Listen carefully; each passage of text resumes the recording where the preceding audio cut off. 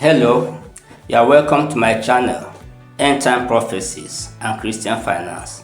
Today we are going to discuss two end time prophecies that people don't take cognizance of, but they are really making impact in our lives. And the topic we are going to discuss today is scarcity of husbands, the unrecognized signs of the end. Yes, we are going to discuss two major prophecies in this short video.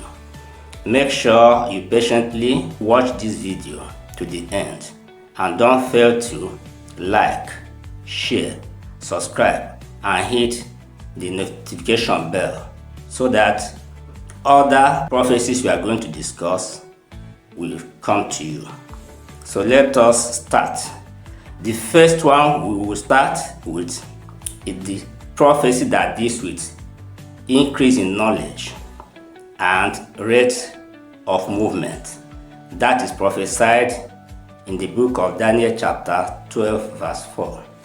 It said, "But thou, O Daniel, shut up the words, seal the book, until the time of the end. Many shall run to and fro, and knowledge shall increase." Now, what we see today, increase in knowledge and the rate of movement has accelerated more than ever before. Now let's talk about knowledge first. Today, how many people, many graduates everywhere. There were times when before you see a university graduate in a community, it is difficult. But now almost every family, some families have 7, some have 10, there's increase in knowledge. This is sign of the end time. Again, you can see that the knowledge of man now has transpired above this planet. Many people now are talking about how to relocate to Mars. That is knowledge. Many people are even talking about how to go and have meetings in the moon.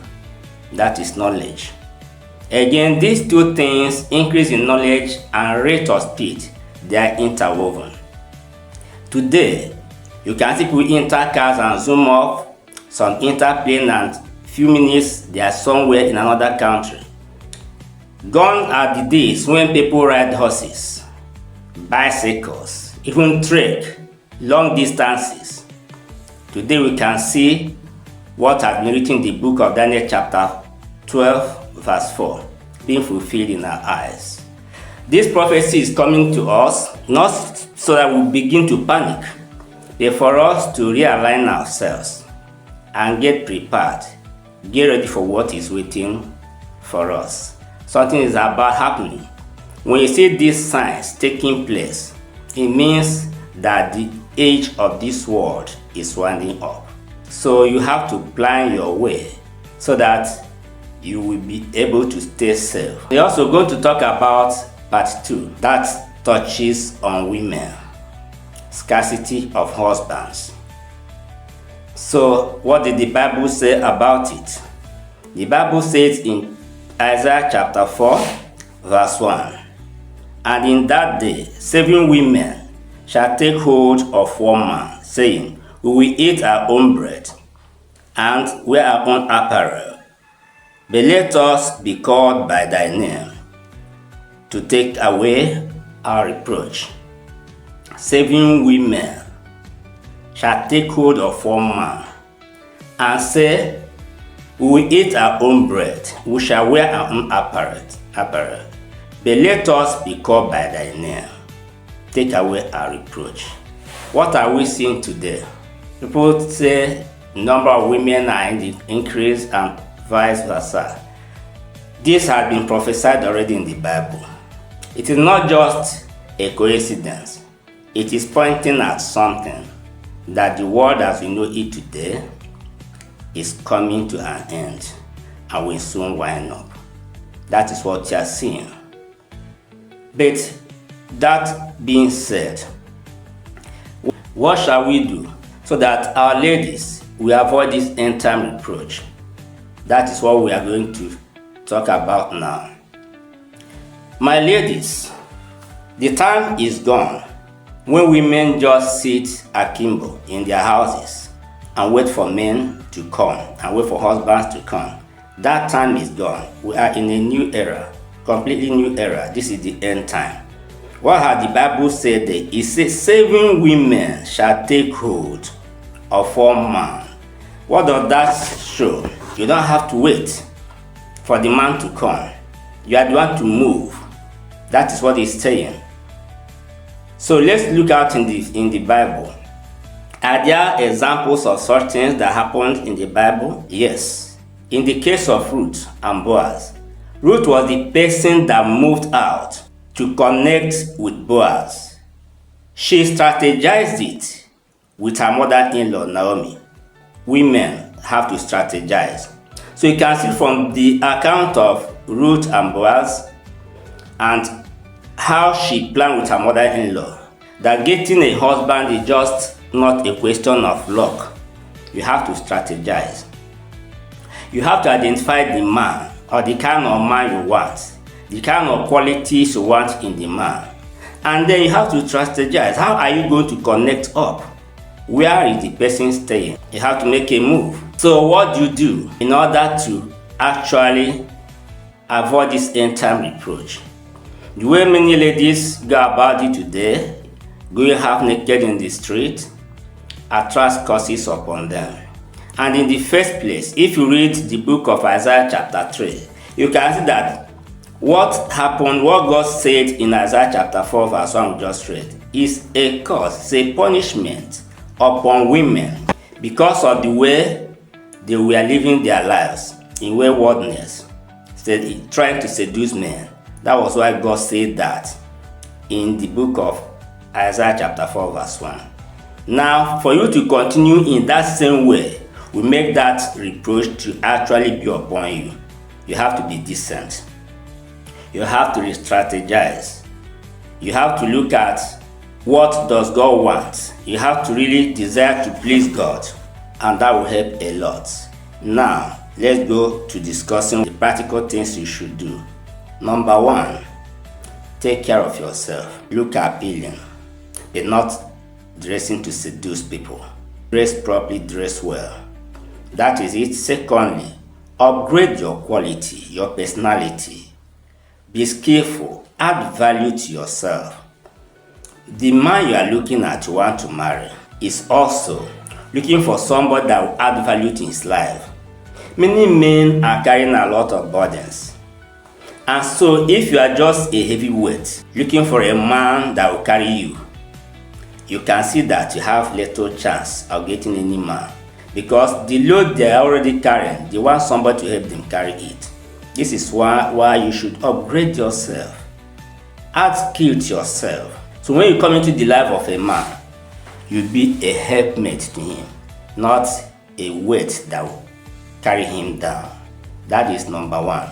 Number 2, be approachable, be cheerful, put a smiling face, make contact. Eye contact is one of it. It works like magic. Body contact, when you can make it happen, also works like magic.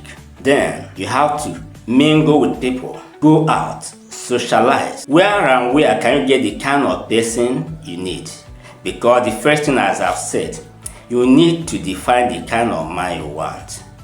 You want the kind of man that be a companion with you, who will always be around you, who will always know what you need, how to make you happy.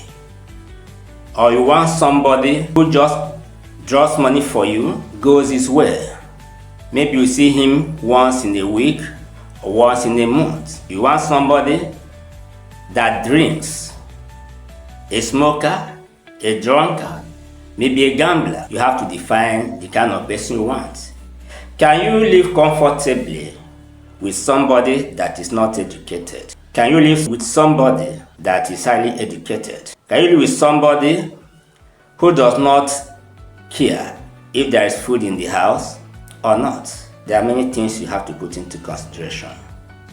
You need a family man, or you need a man who, once he is satisfied in a club, does not care what happens in his house. Put down these values. You need a man that is sincere and honest, a man that will never tell you lies, a man whose yes will be yes, a man that will not end one thing and tell you another, a man that can carry on with you, a man that can bear with you, love you, tolerate you, and will not beat you.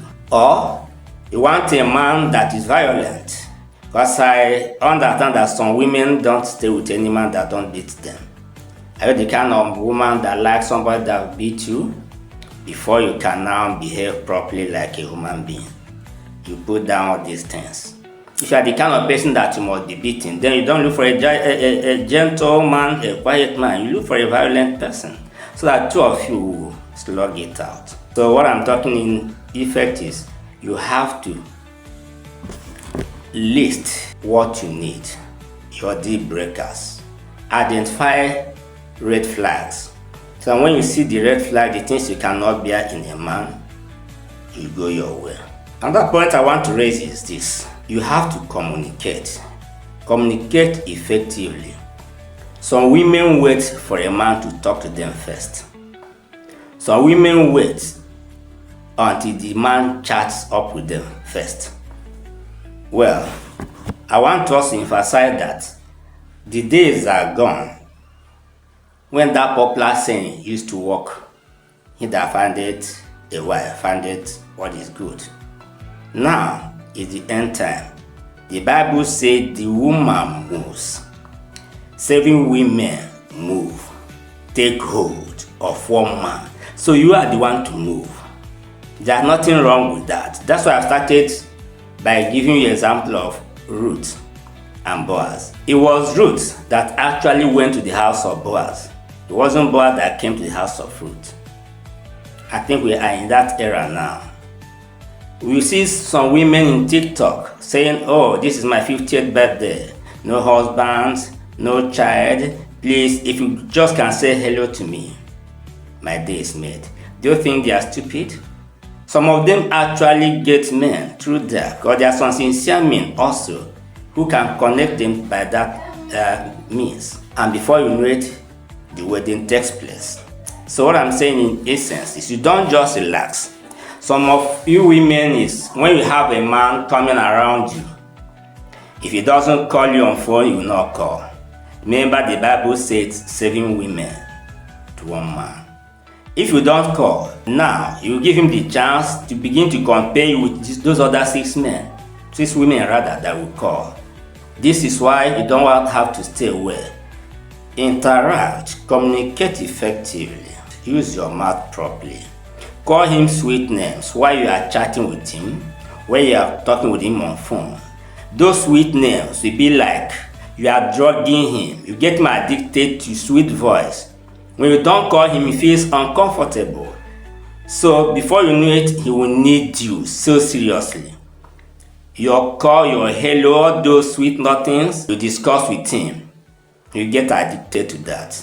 And what do you expect next?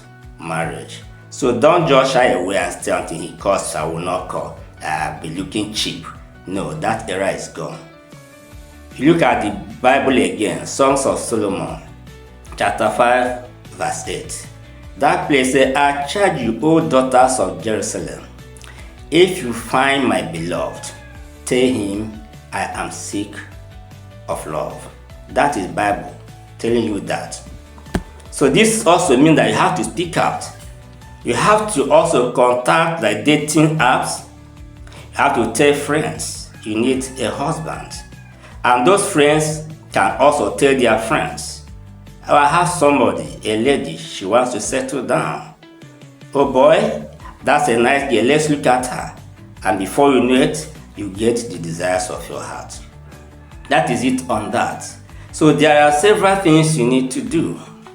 I've said add value to yourself, so that it wouldn't be a burden. No man wants a burden. I've also told you have to interact with people, go out, socialize. This time around, that is social media. You can reach out to more people than in those days where there's no such facilities around. And I've also told you, upgrade yourself. Don't be pompous. Don't be a proud person. No man wants to relate with a proud woman. Don't overprice yourself. You look at a man, you look down on him. So this dirty man, this short man, this old man, this whatever. No, do not overprice yourself. Your man will come from this planet, not from the moon, not from the underworld. The person next to you, you don't know whether he will be the husband you are looking for. That also shows that emotionally you should be stable. Don't be insultive. When you're insulting somebody, the man by your side looking will define you, describe you according to the insult you're giving to someone else. Even if you have somebody that will marry you, he would say, that lady, please don't go there. It's a time bomb. This is why you should also be emotionally stable. Don't insult people. Don't quarrel in the public. Be good-mannered. Let your character be attractive. So you move out. From today, make the necessary contacts. Package yourself well. Dress well, dress decently. Communicate effectively. Go to places where you can find the right person. Use the social media also, it is there to help you. Initiate the discussion. Use facial contact, eye contact, smiles. You can invite a man with your smile. These are the necessary things you have to put in place. And then remember God, God's timing, God's wisdom. Ask God to guide you, to direct you. While you do all these things, God will help you overcome this end time reproach that's everywhere now. Many women are out there crying. Look at our society, a lot of women not married, increase in the rate of single motherhood. So women have even resorted to lesbianism. This is not the best. Trust God. Do the right thing. Strategize, plan, move. God will grant you the desire of your heart.